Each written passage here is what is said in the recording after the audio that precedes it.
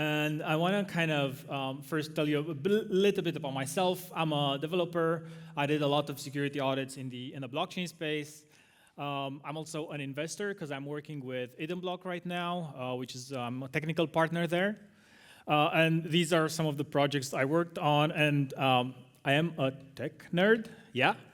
And you can follow me on Twitter if you want. So the important part is, like, I want to make clear what you're going to get out of this talk.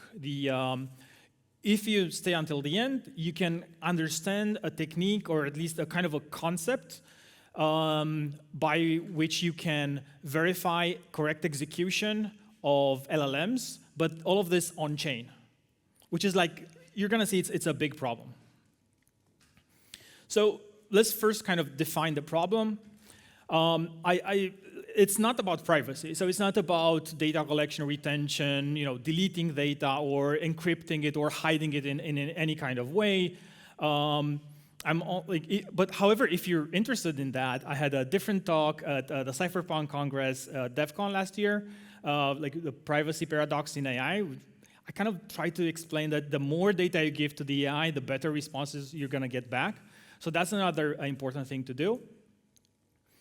And what I'm talking about right now is mostly correct execution. So we want to make sure that the inputs that we are sending to the model, that our prompts, our user prompts, our system prompts, and everything, the parameters, and also the models that we're expecting things to run are the ones that we expect. Like also, the model version, the model parameters, like everything should be correct, because kind of every time we're doing that, we're paying for that execution. So why not get that? This is an Ethereum conference, but everybody's talking about AI. You should try this experiment.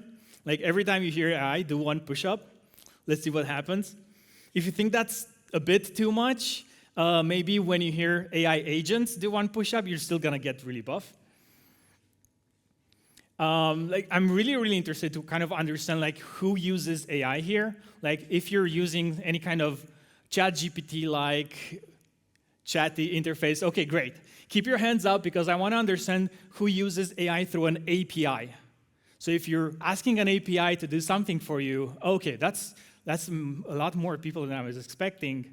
And who's using AI run locally? If you run your AI on your own machine. Quite a few people. Wow, okay. Who trusts ChatGPT?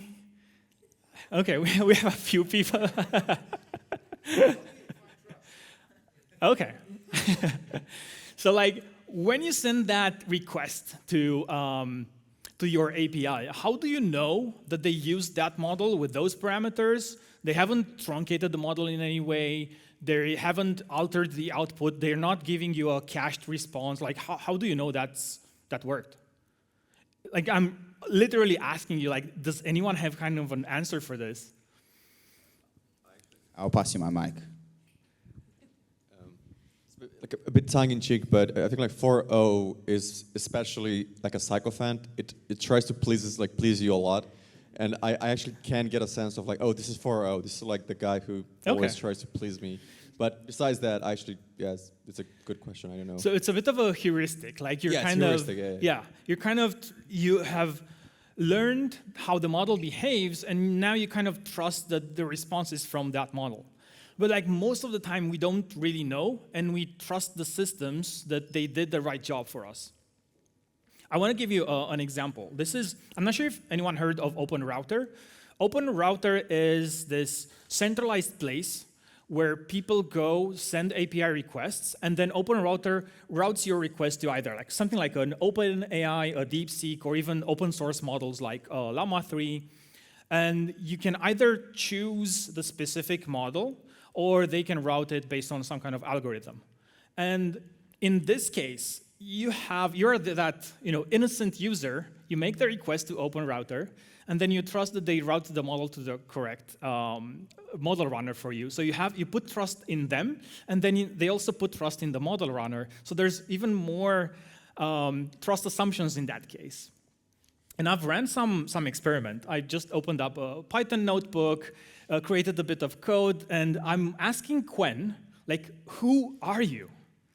And I asked it 10 times, and he tells me, I'm Claude, I'm ChatGPT, my name is AI Assistant, and only one of them said, my name is Quen, which was like what I was expecting.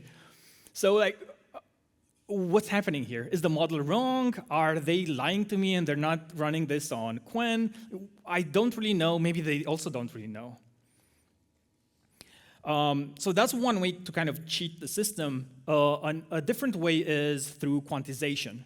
When you have a quantized model, you're kind of taking this very smooth model that you see on the left, and you're making it a bit rougher. You're compressing some of that data into a smaller space, and thus you get lower precision. What you're actually doing in that case is like, let's say that you have that model on the left, you have very, very large precision, you have lots of decimals, and then you're just cutting off some decimals. And you might say, oh, maybe this is not that significant, but if you look at the difference in size of models, this is the same model. So this is DeepSeek R1, 32 billion parameters. FP16, which is, by the way, not the largest one, is 66 gigabytes. When you quantize it to Q4, it gets to 20 gigabytes. So it's like a third of the size. That means you need cheaper hardware to run it. You don't expend as much energy. It's much, much easier for the model runner to say that, yeah, I am running DeepSeek R1 32 billion, but it's not the one that I was expecting. It doesn't have the same power. So in this kind of examples, we learn to cheat in a few ways. There are many more ways to cheat when you're running models, but still kind of say that you're doing the right thing or you're providing the right service. So there are some ways to provide solutions for this. We're going to explore a few. Maybe the most obvious one is cryptographic proofs. So you have cryptographic proofs. You take some kind of message, you sign it, and you give the person like, yes, this is the signature, I signed it, it's totally fine. The thing is, when you're signing a message, you're not signing an execution. You're only signing, oh, this is me, I want to run this prompt, and I'm expecting some kind of output, but I don't know what will be executed. I don't know what the output will be. I'm just signing my intention that I want something done. So how do you sign an execution? How do you prove an execution? It's zero-knowledge proofs. The thing with zero-knowledge proofs is they are really, really expensive. Like, one does not simply build a zero-knowledge proof. And that's because you have to transform all of that code to math. So all of the execution paths have to be coded into a polynomial, and then you have to generate a proof on top of that. It's really complicated. And if you take something like a token and you generate one token with a model, like for example, using GPT-3, it takes less than 1 second to generate one token. One token would be a word. Doing the same kind of work and prove that you generated the model through GPT-3 takes 13 minutes. And this is not a sentence. This is actually a sentence, so you would have to wait 13 minutes to get a sentence back and the proof that the execution was correct. So it's totally unfeasible. But what about trusted execution environments? They might be a solution. Like, who knows what's TEE? Okay, a few people. Like for everyone, I see trusted execution environments as kind of hardware models. You have some kind of hardware which is isolated from anything else. Maybe you have a hardware key there or a private key, and you have some kind of execution mechanism, execution possibility. So once you send code to that, it does something, you get a response back, and you're pretty sure that the execution was correct. These hardware wallets, which they're not technically TEEs, they do a very, very simple computation. So they're very useful when you want to sign a transaction, but they cannot run models for you. They're just not powerful enough. And also, you kind of have to trust the hardware. You put your trust in the manufacturer, you put your trust in the person who put the private key in there, or you generate a new one. So there's a lot of another type of assumptions there, but maybe one of the worst problems is this is specialized hardware. So something like this already exists. The most popular one is NVIDIA H100, and it costs at least $25,000 to buy that, and it's pretty good. It does its job, it can run models for you, but if you look at this table, you're gonna see NVIDIA a lot. So you're locking all of your systems into one hardware producer. The Intel SGX is also a trusted execution environment, but it's not really right for models. So NVIDIA is pretty much the only producer which can solve that problem for you. Oh, okay, different idea. Social consensus. So people who are working with DAOs or just do consensus in general know that it's a very difficult job to coordinate everyone and to convince everyone that, okay, what we're doing is right, we're making the right decisions, and not just that, it's like we are, there's no, and there's, like, what you're doing is right, and we're making the right decisions, but in this case, it's about execution. So you kind of have to ask multiple people to do the same kind of compute and give you the answer and verify the checksum of that, and you say, okay, that's fine. However, you still ask multiple hardwares to do the same kind of compute, and even if you see a divergence in responses, you cannot know who the right person is without doing the computation one more time, or you maybe just take the majority, but you still cannot have a smart contract that can kind of prove like who is in the wrong and who is in the right. So there's an alternative solution to this. And this already exists in the wild. It has been implemented. But in order to get there, we kind of have to code understand how inference works. And always when I'm doing these talks, I'm just trying to simplify things quite a lot. So there are a lot of details which are not explained here, but the concept is there. So let's say that we want to generate something based on, generate an output based on the initial input of hello. What you can do is you take all of the model, you encode that into a series of operations. So you're taking that input and taking it through the model, and then you get one additional word back. So you take hello, do all of the operation, and you get hello world back. Okay, good. So now you kind of understand the inference process in a very, very simple way. In order to generate one more word, you have to take hello world, do all of that once again, and you get another word. The cool thing is, if you look at this, you can create a Merkle tree based on that. So I guess a lot of people are pretty familiar with Merkle trees. We kind of understand how airdrops work. And yeah, actually, who knows how kind of a Merkle tree works? You don't have to implement it, but principles. Good. The idea is that a Merkle tree gives you some kind of assurance that the data you encoded is the one that you expect. In this case, it's kind of a very expensive checksum because you have to do a lot of steps to get there, but it has some very interesting properties. So you ask the people who do the computation to generate this Merkle tree on top of the inference, and then you kind of compressed all of that into one root. Once you have that, you can kind of start navigating the tree, and this is where things become very interesting. So let's say that, for example, you give the same kind of operation to two node runners. Each of them generates a tree. You only check the root of the tree. If they match, you're pretty sure that they did the same kind of work, and not just that, but maybe they're right because they maybe didn't want to collude, or it was difficult for them to collude and generate the same tree for you. Cool. But what do you do if they don't match? So in this case, we have two trees. The roots don't match, but you have to find out who is in the wrong, like who did the wrong computation.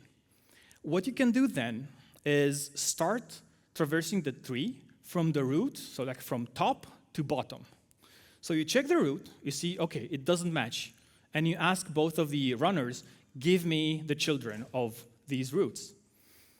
And then you start following the children who are different for each of them. So in this case, you first go to the left children, you then ask for the children again. You see that the left one matches. So that means, okay, everything that's to the left is fine. They had the same kind of output. Let's traverse on the right.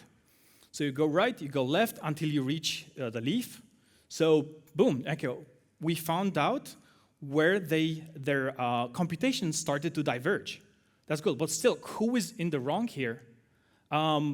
It's just one computation. It's not the whole tree. So you feed this operation to a smart contract, you find out who did the computation right, who was incorrect, and you have strong proofs of who was correct or who was incorrect. What you do then is punish the person who did the wrong computation and reward the other one, and good. You proved LLM computation on-chain in a scalable way. And this actually works. I actually implemented this for a company.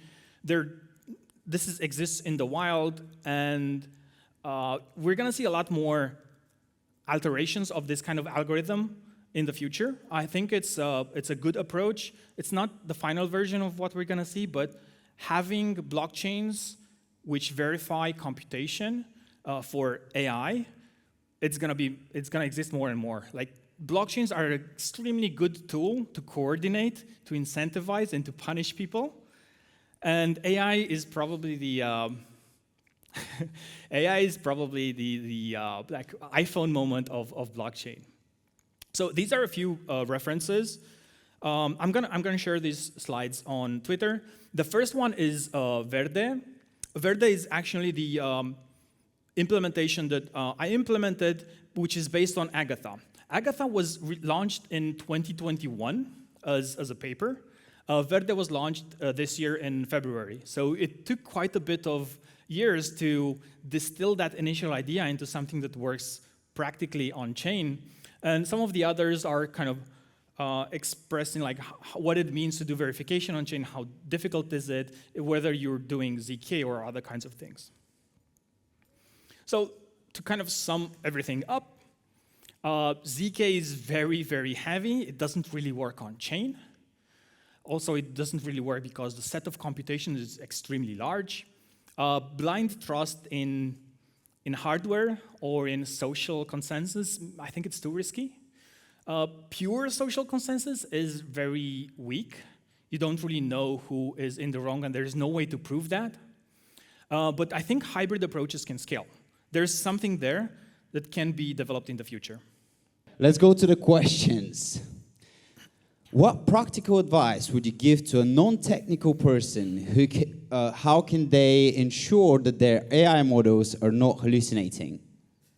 Okay, cool. Not very related to the talk, but I can try to answer that. You have to learn how to ask questions. Like, for example, when you do some kind of research, you have to ask non-biased questions. So when you ask your AI to do something, it will give you an answer. Take that answer, put it into a different AI or into a different thread, and ask it to be critical of that answer. So like, play the devil's advocate. This might help. And this is maybe the fastest way of doing that. The other way is you have to check everything. So it's not super scalable. AIs will still hallucinate. It's getting much better since a few years ago. But it's good not to trust them completely. The next question is, do you really need a smart contract? Oh, it moved. Do you really need a smart contract for the verification, or could you just run the comparison on your own infra? Yes, okay. So you do need a smart contract verification. If you run the comparison on your own infra, you basically have to run the whole execution from beginning to end.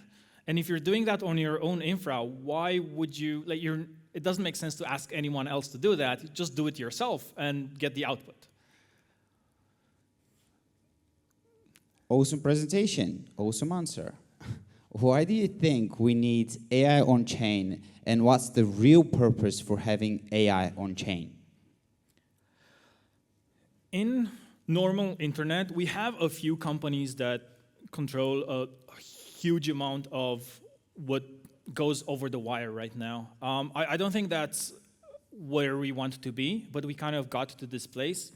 Right now, we're already seeing very large and some of the same players who are building AI models, and we kind of need an alternative power to at least put them in check and make sure that they don't have complete control over this type of technology. So I think that decentralized technologies can be a strong power that fights with the likes of OpenAI, Meta, and many, many others. Can I choose one question because it was kind of interesting? Yeah, you can choose your questions. Okay, so like the last one is, can't ZK proofs use a hash of an output instead of verifying token by token? Can we get certainty of origin that way? Anything more than we are after. So there's one thing I haven't mentioned, but when you post your root on chain, you have to do a few more things there. You have to do a commit reveal. You can't just post the hash of the tree because let's say that I know that me and you are working on this. I'm waiting for you to post the hash. I'm just copying the hash and I'm posting that myself. And the contract will say, oh, that's verified. They're the same. So what you actually have to do, you have to do a commit reveal. And that's how you hide the hash of the whole complete output. You don't need ZK to hide that hash. What you would want ZK for is for the complete execution. We already have a way to hide the hash. We don't have a way to verify execution. Yeah, let's just take some questions from the audience. We'll start from here. Think about your questions. Just a basic question about a problem itself. So, ChatGPT, Claude have a bajillion daily active users.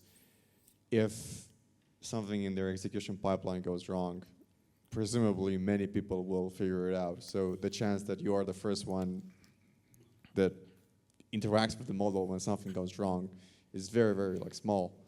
So I'm just trying to understand the problem in the big picture. Is it more about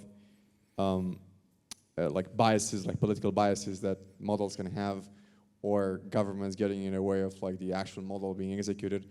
What is the big problem in terms of, because in practice you would, the community would figure it out if something is wrong with the models. Right. Very, very valid question. Why do you care about this in principle? OpenAI can indeed, you're going to see that, okay, maybe the model just became a bit stupider, but I'm not sure right now.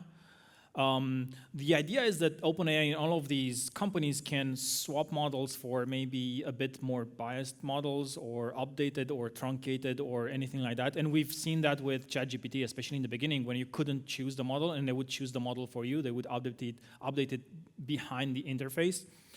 But this is more, okay, as a consumer, maybe you don't care so much about that. If you're a company and you want a specific model to be used, maybe that model has been trained for a very, very specific use that you need, and you either have medical data or banking or anything like that. You want that model. You have to be sure that what you're paying for and what you're expecting to be executed is exactly that thing. And sometimes it's your own model. So you don't want people to quantize your own model and then use it, because I built my own model. I want to use my own model, but I don't necessarily have to run all of the infrastructure myself.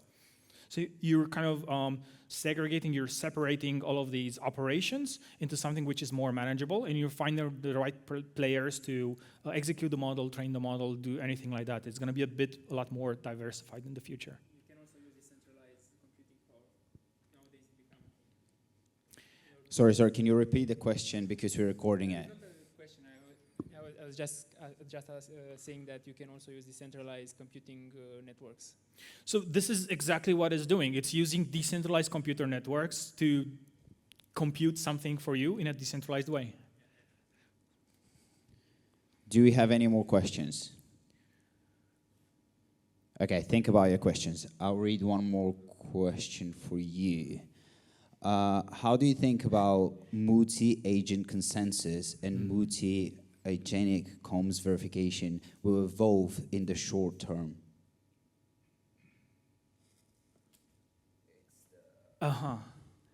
Multi-agent consensus, multi-agentic verification. This is mostly, okay, it's an AI agent question, so we have to do, all of us have to do one push-up for this. This will exist in the future. We're gonna see different types of models that verify other models. It's imminent, it's already happening. If you're looking at, even if you're coding with Claude Code, you can think of it as different agents that are doing different things. Maybe you're running something, it's taking the output of that. There could be different agents. One thing when I build an AI agent swarm, I like to have very, very small, very particular agents for a particular task, because that's where they achieve their task best. So for example, I'm asking one AI agent to write something for me, and then I'm asking a different one to change the style of that writing to a particular thing. I'm not asking one agent to do multiple things at the same time, because it can forget. Sometimes it does, sometimes it doesn't. And it's a lot faster and cheaper to use smaller models to ask for specific types of things. Okay, question number 4. Here's one silly question for you. I'm just joking. No smiles? No, sorry. The joke didn't land. Just because it's ending, it might be a silly question. I'm not making any better for myself. So the question is, maybe a basic, where do you go? So the different models. Yeah, that question. Okay. Do you want me to read it, or do you want to answer? I can read it. So the different models run the computation, and you reward the one that does it, correct? But isn't there a lot of computation lost? Might be a silly question. You don't really have models for running the computation. You have machines, let's say GPUs that are doing this computation, and yes, you have models on top, and you're doing a lot of that. There is this performance hit, because you have to build a Merkle tree, you have to do some additional steps on top, and you kind of have two machines that are doing the same kind of computation for you. So you double the cost immediately because you need the consensus.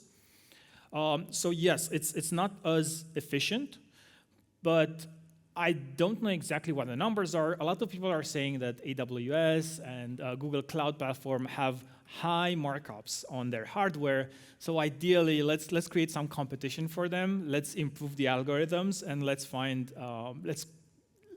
put them in their place, because they shouldn't be the only ones who build models and run models for us. Okay. All right. Do you want to keep answering questions? I can do it, yeah. Okay.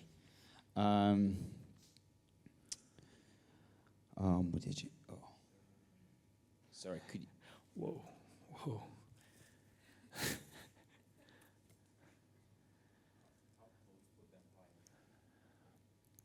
Okay. Let's turn this into a discussion, because the questions are consistently moving. But who wants to ask a question on the microphone? How the hell? All of you are writing questions, but no one. Okay, thank you. I was like, what's going on here? There are AI agents in the room. So I think the part that's most confusing to me is like, were those papers, like, especially the one that's verifying the process through which the model goes when you ask hello, then it says world, is that consistent regardless what time of day, which part of the model it hits, how much stress the model has, because that inference is running on the model at the same time. Like, you're not the only person using the model. That's the idea, right, behind the kind of shared model interface. So is there any risk of actually the hash being different because it took a different neural pathway? Because it's DNN, right? So it'll be neural network layers. Yeah, so this kind of question is very, very valid, and it kind of shows that you understand a lot more about how models work and how the hardware works. There are a few things that you can control when you do some kind of inference. Almost always, you add some kind of random seed to the input. So you can also control that random seed. But even if you do that, having the same random seed, you could still have different outputs. And this is sometimes because of the hardware. NVIDIA has some kind of optimizations, and maybe they do the operations in a tiny different way, and then all of that error gets compounded, and you get a different token at the end. And it's not even the hardware. I think the hardware is kind of the least denominator here from an error propagation perspective. Like, is the nature of the neural network and the way we design these LLMs as probabilistic systems that will kind of have a 90-ish%, 95% adherence to a method, and then there's also like a part that will just not make sense. Okay, so if we consider that hardware is not an issue, we still have very concrete numbers in the model, so they don't change. And if you have exactly the same input, you're always going to have the same output if hardware is not an issue. In practice, that's not true. I disagree here, because I understand it's probabilistic, but the probabilistic part comes from the random seed.